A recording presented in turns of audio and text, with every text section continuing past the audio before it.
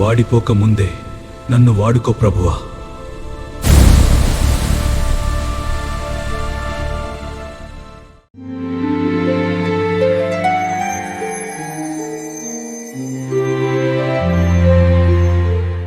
పాపులను రక్షించు దేవుడు, పాపము నుండి విడిపించు దేవుడు, పరిశుద్ధుడైన యేసుక్రీస్తు నామమున అందరికీ వందనాలు, దేవునికి స్తోత్రాలు.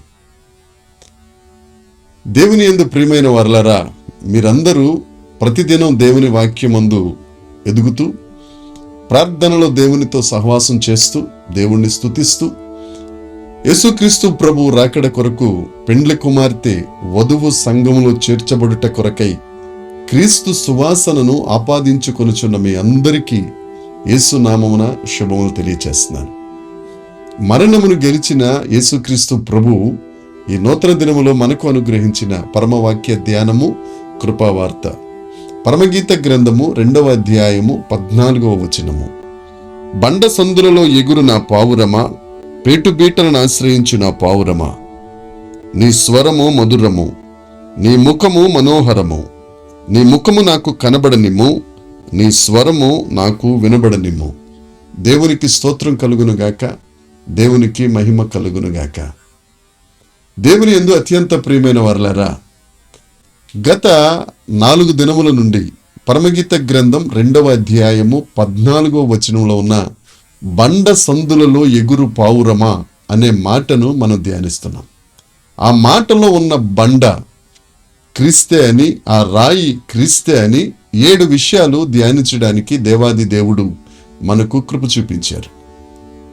ఈ దినము నుండి ఆ బండ సందు, ఆ సందు అనగానేమి, ఆ సందు దేనికి సాదృశ్యమై ఉన్నది అనే మాటను దేవుని కృపను బట్టి మనం ధ్యానిద్దాం. 1వ కొరింథీ పత్రిక 10వ అధ్యాయం 4వ వచనము ప్రకారం, వారు ఒకే బండలోనిది త్రాగిరి, ఆ బండ క్రీస్తే, ఆ బండ యేసుక్రీస్తు ప్రభువే.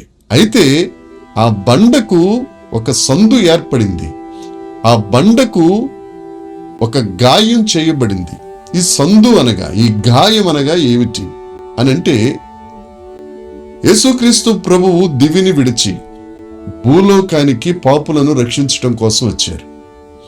ఒక పాపి తన పాపపు జీవితం నుండి విడిపించబడి, పాపం వల్ల వచ్చే జీతమైన మరణమును, ఆ 2వ మరణమును తప్పించుకుని, నరకాగ్ని నుండి తప్పించుకుని, అగ్ని గుండము నుండి తప్పింపబడాలి అనేది యేసుక్రీస్తు ప్రభు యొక్క కోరిక, ఆకాంక్ష. ఈ పాపులను రక్షించుటకు యేసుక్రీస్తు ప్రభువు ఆయన శాపముగా మార్చబడి, ఆయన మ్రానుపై, శిలువ మ్రానుపై తన ప్రాణమును త్యాగం చేశారు.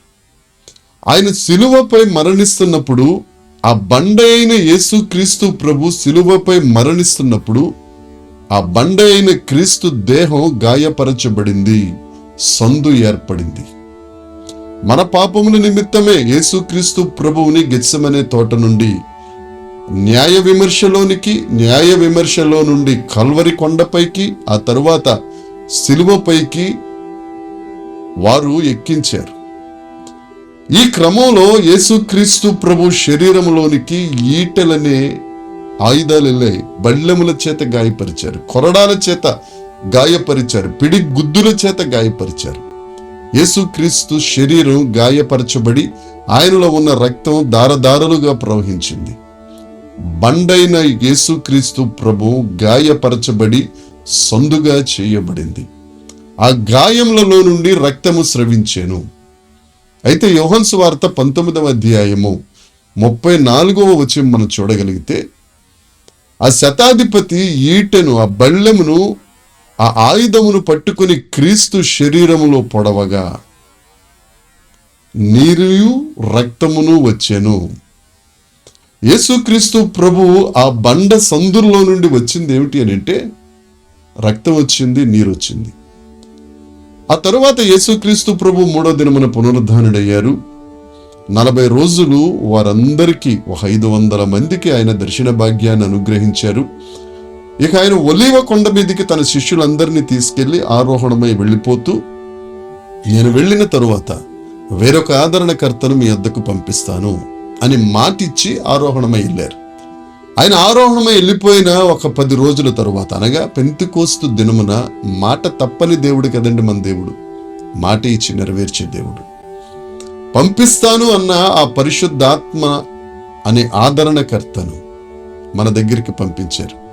ఇక్కడ కాస్త నిశితంగా ఒక విషయాన్ని మనం పరిశీలిద్దాం. యేసుక్రీస్తు బండయుండగా ఆ సందు అనే గాయము చేయబడగా ఆ సందులో నుండి రక్తము నీరు వచ్చెను. ఆయన ఇచ్చిన మాట ప్రకారం పరిశుద్ధాత్మయు వచ్చెను. దేవునికి స్తోత్రం. యేసుక్రీస్తు ప్రభు దగ్గర నుండి రక్తం వచ్చింది, నీరు వచ్చింది, ఆత్మయు వచ్చింది. ఈ 3 ఎందుకొరకు వచ్చాయి, దేనికి సాదృశ్యము అని అంటే, మొదటి యోహాను పత్రిక 5వ అధ్యాయము 7వ వచనాన్ని ప్రతి ఒక్కరూ పరిశుద్ధ లేఖనం చూసి పరిశీలించగలిగితే, రక్తమును నీరును ఆత్మయు సాక్ష్యమిచ్చుచున్నవి అని పరిశుద్ధుడైన యోహాను గారు తెలియజేస్తారు. అంటే ఇక్కడ ఒక విషయం, రక్తము నీరు ఆత్మయు చేసే పనులు 3 ఉన్నాయి. అదేవిధంగా రక్తము నీరు ఆత్మ సాక్ష్యం కూడా ఇవ్వబోతున్నాయి. దేవుని యందు ప్రియమైన వారలారా, నిన్ను రక్షించడానికి యేసుక్రీస్తు ప్రభు లోకం వచ్చి నీకోసం రక్తం కార్చారు, నీకోసం నీరును కార్చారు, నీకోసం ఆత్మను పంపించారు. ఈ 3 నీ కొరకు పని చెయ్యాలి. ఆ తరువాత రక్తము నీరు ఆత్మ నీ కోసం సాక్ష్యం చెప్పాలి. అవి చేసే పనులేమిటి, అవి చెప్పే సాక్ష్యం ఏమిటి అనే విషయాన్ని రేపటి దినాన పరమవాక్య ధ్యానంలో మనం ధ్యానిద్దాం. ఎందుకంటే సమయాభావము చేత నేను ఇక్కడికి ముగిస్తున్నానండి. దయచేసి అర్థం చేసుకోండి. నీకోసం రక్షించడానికే, నిన్ను రక్షించడానికే ఆయన రక్తం కార్చారు, ఆయన నీరును కార్చారు, ఆయన ఆత్మను పంపించారు. ఈ రక్తం చేత కడగబడ్డావా? ఈ నీరు చేత కడగబడ్డావా? ఈ ఆత్మ చేత నింపబడ్డావా? లేదంటే ఒక్కసారి నువ్వు ఏ స్థితిలో ఉన్నావో ఆలోచించు. మనందరం 2వ రాకడలో వెళ్ళిపోవాలనేది మన గురి, మన గమ్యం అయ్యింది కదా. అయితే ఈ రక్తము చేసే పనులు నీ జీవితంలో జరుగునుగాక, ఈ నీరు చేసే పని నీ జీవితంలో జరుగునుగాక, ఈ ఆత్మ చేత నువ్వు శక్తి పొందుదవు కాక. అతి కృప దేవుడి దినమును మనందరికీ అనుగ్రహించునుగాక. ప్రార్థన చేద్దాం. పరలోకమందున్న మా తండ్రి, పరిశుద్ధుడా, కృపగలిగిన దేవా, నీకు స్తోత్రాలు ప్రభువా. మహాదేవుడా, నీకు వందనాలు చెల్లిస్తున్నాను. దేవా, నీకు స్తోత్రములు. దేవ, మీరు మమ్మల్ని శుద్ధీకరించడానికి రక్తం కార్చారు. దేవా, మమ్మల్ని నిలబెట్టడానికి నీరుని కార్చారు, మాకు శక్తినివ్వడానికి ఆత్మనిచ్చారు.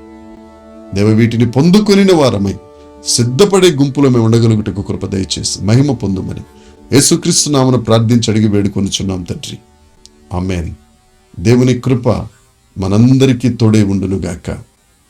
ఆమేన్, ఆమేన్, ఆమేన్.